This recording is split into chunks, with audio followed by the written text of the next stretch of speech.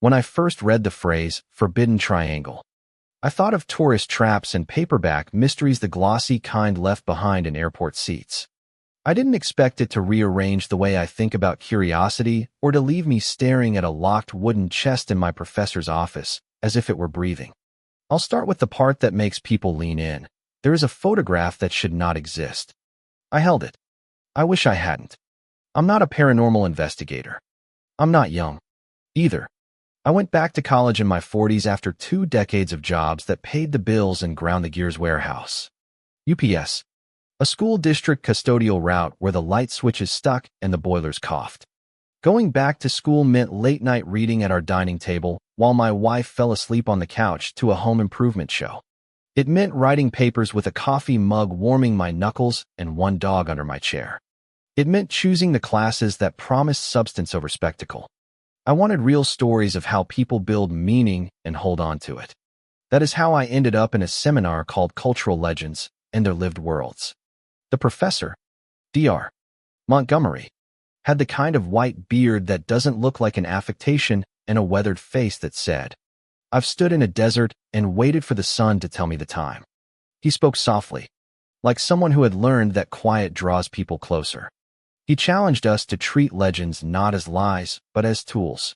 Ways to carry knowledge across generations that don't have archives. Ways to mark places you walk around instead of through. My project was to study East African oral traditions, with a focus on Tanzania. I live in the Midwest.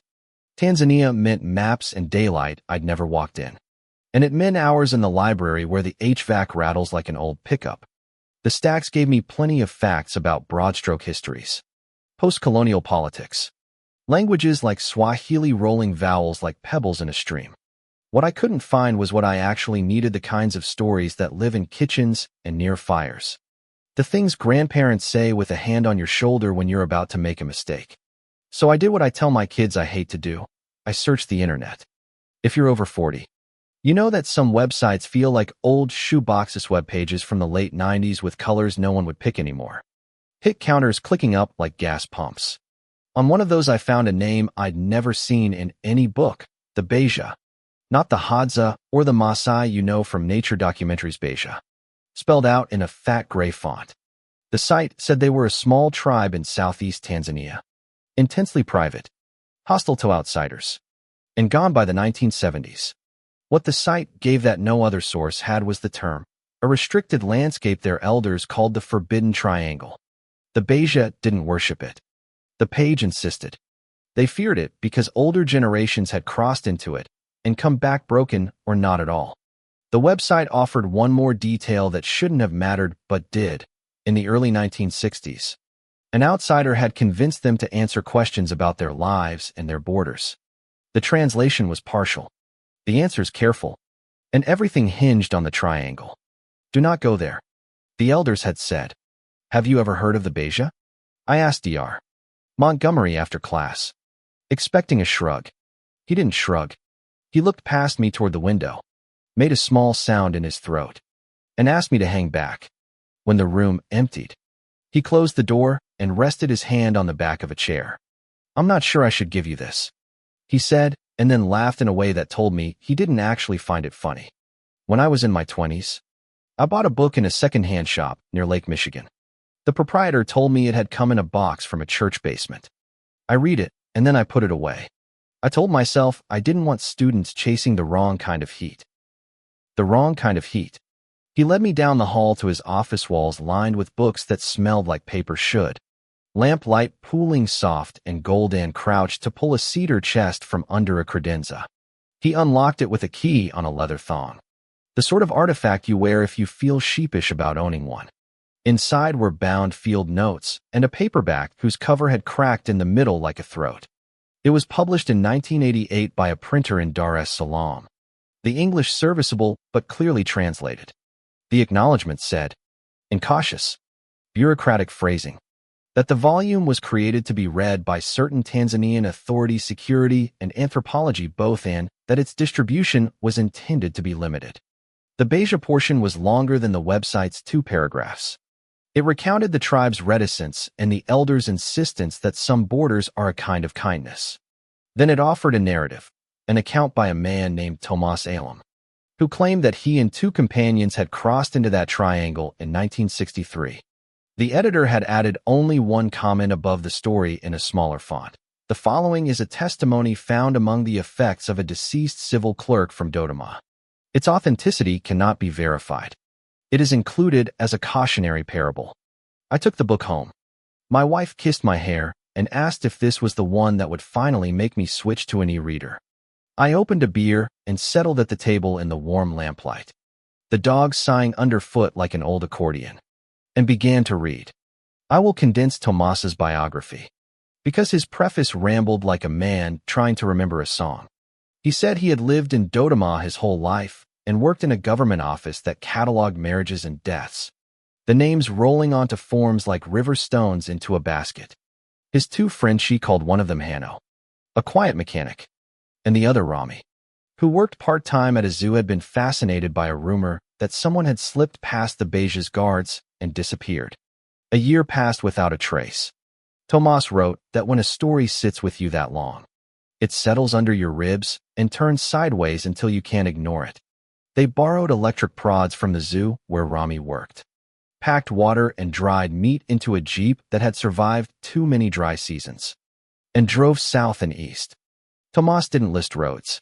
He wrote about the color of the sky and the taste of dust that grits your molars all day. He wrote about the way the air cools at sunset, the way a hand cools when you take it off someone's back. He described the Beija settlement as quiet but not empty. The doors of huts closed like eyelids. The guards didn't see them coming. Tall grass will do that if you crawl low and curse under your breath. The barrier wasn't a fence in any way I imagined. It was a wall of rock, smooth as if sanded, the color of a storm cloud. They didn't climb it. They slipped through a fracture where boulders had calved off and rolled forward like knuckles. Outside, Tomas wrote, I could hear wind and birds, our own breath, the world's usual hum. Inside, the air shut, not silence like the inside of a church, silence like a held breath before a blow. They walked into that held breath. If you're reading this at a desk in the city, you might not understand how loud the living world is. Even quiet country nights are full of ticking insects and small animals scrolling through grass. In Tomas's account, the path inside the rock opened into a valley as broad as a stadium, with low trees standing like teeth. A tarantula the color of coal came out of its hole and paused at Tomas's boot, legs lifting with a soldier's precision. The first thing that shook him wasn't a monster, it was a bull elephant's skull half sunk in a mud pit. The jaw locked open as if it had died, trying to shout itself back onto the earth. One tusk was gone. A vulture perched on the bone like a paperweight, pulling at flesh that hadn't dried. It is not the dead that trouble me, Tomas wrote, but the way the dead leave their shape behind in the air. They kept moving. Steps carved into a boulder suggested someone had wanted a path once. The chiseling worn to a slope by feet that were now bones or dust. Past the steps stood a field of knee-high stone shapes, most of them broken. Hanno brushed ash off one of them with his sleeve. Rami found lines scratched into a vertical panel, the men stubby-armed with spears. Animals humped, and two figures with heads not round but stretched long, like raindrops frozen in a fall. Gods, Tomas wrote, although the word was someone else's. He tried to ease his friend's tension with a joke. The way men do when their hands are shaking. Don't worry. Myths live in stories, not in fields. It worked for 30 minutes. What they saw next does not submit to easy telling. Tomas didn't give it flair. He listed facts as if to anchor his own sanity to the ledger. In the open savanna, the grass tawny as hair on an old lion's back. They crouched behind a baobab and watched a pride move in that proprietary way cats have. The lions were mottled with streaks, not scars, but stripes, red across, tan as if paint had run under rain. It could have been albinism twisted backward. It could have been a mineral, but the red was too clean for nature. Look, Hanno whispered. From the east, zebras came in a loose crescent. Tomas expected flight. The sizzle of muscles lit like fuses. Dust thrown into the air in arcs. The lions turned away. They didn't run. Not at first. But then they did. Tails low. Spines trembling. The zebras increased their pace in uncanny union, like a practiced chorus line. And when they caught one Leona young male, what happened doesn't belong in a biology textbook. The zebras fell upon the lion with their teeth and hooves, tore into its belly, and ate. Your brain tries to explain. Disease. Delirium. A dream you forgot you were having. Tomas wrote 2 sentences I underlined in my notebook. We had brought electric prods to convince ourselves we could mark a line and keep it. We were wrong about which direction we needed to defend. They retreated toward a river that slid out from under rock like a vein. Mud sucked at their boots. There, clearly pressed into the wet earth, were the prints of a man's shoes, the old style that leaves a square heel and the faint crosshatch of a worn sole. He was ahead of us. Tomas wrote, "It is a kind thing when hope and dread weigh the same." Night came on fast as it does in places where the sky doesn't dally with twilight. Their flashlights tunneled into thickets without showing edges. When Rami's beam swung left, a face loomed from the mud, eyes wide, set into a wooden mask ringed with tawny feathers. The mask wasn't rotten. It looked oiled, as if someone had been there yesterday to tend it. Hanno muttered that its eyes moved. Tomas wrote that he didn't look long enough to decide if that was true or if the light made tricks. He didn't want to know better. They entered scrub because the prince did. The vines tugging at sleeves, branches smacking faces. Birds glittered in the light like damp embers. One flew close enough that Tomas saw its eyes brighter than red, the way backlit blood looks in a medical drama. A branch kicked Hanno across the mouth and sent pain through his words. He wanted to go back. Rami pushed forward, stubborn. After a half hour of crawl and curse, they found the clearing, a narrow valley with a seam at the far end like a stitched wound. That seam was a cave mouth, stalactites like teeth. We stepped inside, and the air tasted like battery acid and guano. Tomas wrote, "I could picture it. Me father used to take me into a limestone cavern in Missouri when I was a kid, and the cold there felt old enough to have an opinion." Tomas's pen slowed, here his sentences tightening to phrases, as if the more exact he was, the more bearable it would be. The cave was not the showy kind with glittering walls the color of tourists' eyes. It was calcified, humped, grooved, a place that had learned your footfalls and held them in a pocket. When the floor dropped away, they hugged the wall. When the path narrowed, they ducked. When they reached a wall with a gap in it that made the cave feel like a throat clearing, Rami pointed at the ground. "A camera," he said. It was a Polaroid, the kind my generation knows as a party trick, and Tomas knew as the promise that the world can still go from blank to image right in your hand. The cartridges were spent. On the floor nearby lay a single print, crumpled and dirty, the colors leached to bruise.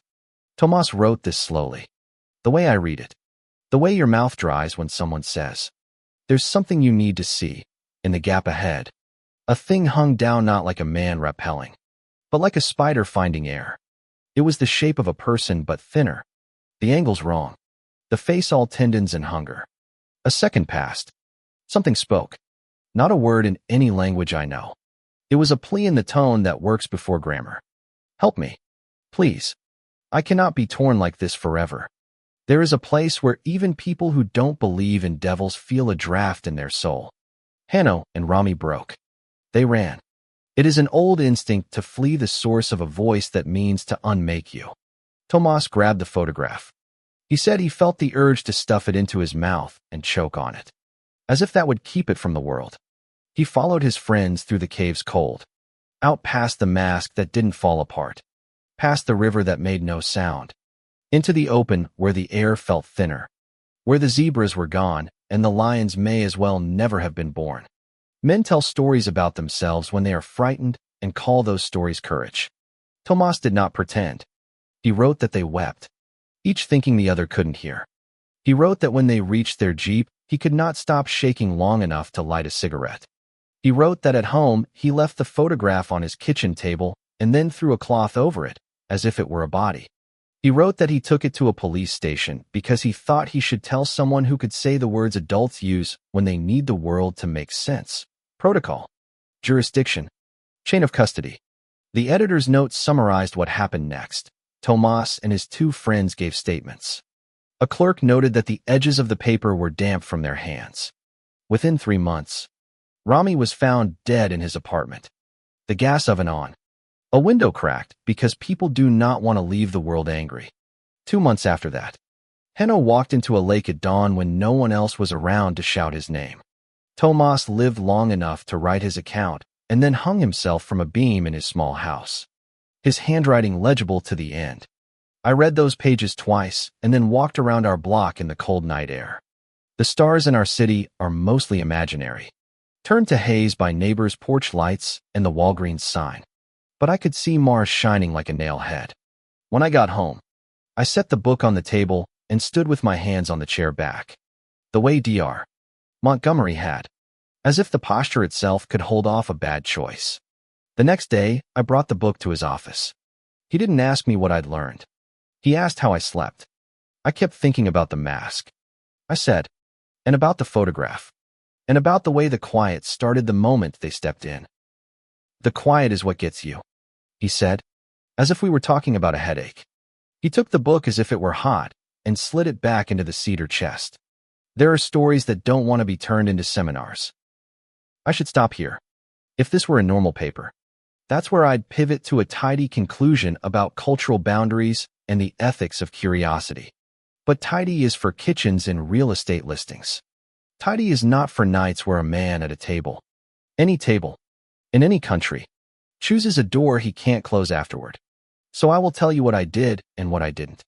I didn't call a friend at a newspaper. I didn't scan the photograph, not the one that shouldn't exist, and not the ones in my head. I didn't tell my kids bedtime stories about good fences. I didn't turn this into a creepypasta post and wait for subscribers. I wrote the paper for the class in prose that sounded like me, and then I added one paragraph I wasn't sure I should. It said, I believe the Beija were right to draw a line around their triangle and say, here is where the world breaks in a way you can't fix by naming it. Some borders, even the ones that don't show up on a GP sexist, because mercy does. I asked Dr.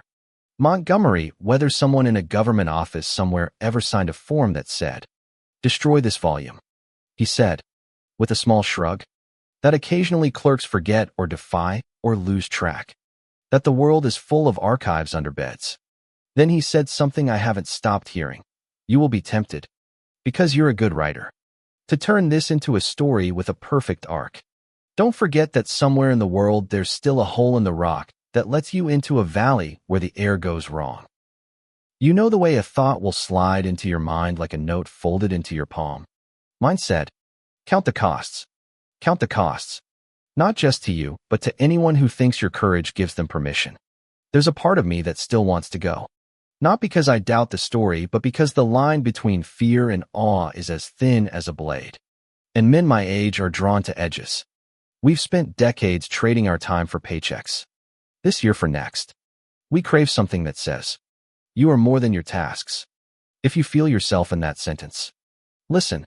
It is not always bravery to step forward. Sometimes it's wisdom to stop. I don't have a moral to give you like a prize from the bottom of a cereal box. I have a photograph seared onto memory the way the world and the frame seemed warped, as if depth had gone wrong. The way the figure's head turned the way a bird does. Too smooth. I have the terror in a man's voice on paper, written after he survived the day he heard it and before he chose not to survive the year. When my wife asked how the project went, I said, complicated. She poured me coffee and said, that's how you know it matters. Then she reached for my hand, because 20 years in you begin to anticipate where the other person is wandering and flinch them back toward home. I did add one more page to my paper before I turned it in. I wrote about my father's old rule. Don't go poking at someone else's fence unless you've left yours in better shape than you found it. It's a Midwestern way of saying respect. It's also a way of acknowledging that violence isn't just what you do with your hands, it's what you do with your questions when you put them in the wrong place. In a campus full of bright kids and old buildings with radiators that bang like someone asking to be let in, I make choices every day about where to put my attention. The Beija, whatever remains of them on paper, made a hard choice. They told outsiders to stay out. People call that ignorance. I think there's wisdom there. Wisdom and an ache I can feel even here. Because sometimes people draw hard lines not to hoard what's inside, but to keep a wound from spilling across the world. Months later, I asked Dr. Montgomery if he had ever seriously considered buying a plane ticket. He smiled in the careful way he had when his students were about to trip, but hadn't. When I was 25? Yes. I also thought I could fix a broken well with a handful of washers and a borrowed wrench. Age has taught me that some problems are older than you, and you should find a way to be useful in smaller circles. We talk so much, in this country, about pushing past limits that sometimes we forget who pays when we push through someone else's door. I don't know if the forbidden triangle is a fault line on a map, a psychic scar, a pocket of the world where geology is drunk, or a story meant to keep teenagers out of trouble. I know 3 men went in and came out with their minds torn. I know a mask stood in the mud and looked new in a place where everything old should rot. I know a photograph developed in a cave's bad air, and I held it, and the paper felt like a bruise. If you need a neat ending, here it is. I finished the course. I earned an A I didn't care about. I repaired 2 cabinet doors in our kitchen that had been hanging crooked forever. I used the drill my father left me, the bit wobbling just a little because his hands had a different strength than mine. Then I put the drill back on the shelf and closed the garage door, feeling the relief you feel when you make something square again. I didn't scan the photograph. I didn't take a picture of the book. The cedar chest is back in Dr. Montgomery's office. The key on a strap that rubs the finish off his desk where he sets it. I think about that mask more often than I think about my high school reunion. I don't know what that says about me except that some images have gravity. They're little planets. You can swing by once and they change your orbit. There's a sentence in Tomas's account that I didn't understand at first, and I think I do now. He wrote, "It was not sacred to them. It was feared. A thing doesn't have to be holy to demand reverence. Sometimes terror itself is the sign that says, bow out. Give the world its quiet." I'll leave you with this because I know many of you will want to jump to the comments and argue what's real. You don't have to believe in demons to recognize that violence can be ordinary and lovely to look at until it isn't. You don't have to buy a ticket to Tanzania to respect a line you're not meant to cross. And you don't have to prove yourself brave in the wrong direction to be worth listening to. Some legends are just older people telling younger people. With hand on shoulder, I want you to live. If this story got under your skin, I want to hear from you. What do you think about the pull toward danger dressed up as curiosity? Where do you draw the line between courage and recklessness? More bluntly, how do we talk about violence in nature? In our neighborhoods? In ourselves without turning it into spectacle? If you believe the Beija's warning was wise, say so. If you think the borders people draw are used to hide injustice, say that too. Take a stance in the comments. I'll be reading. And so will everyone else who feels the world tilted a little when a photograph shows more than it should.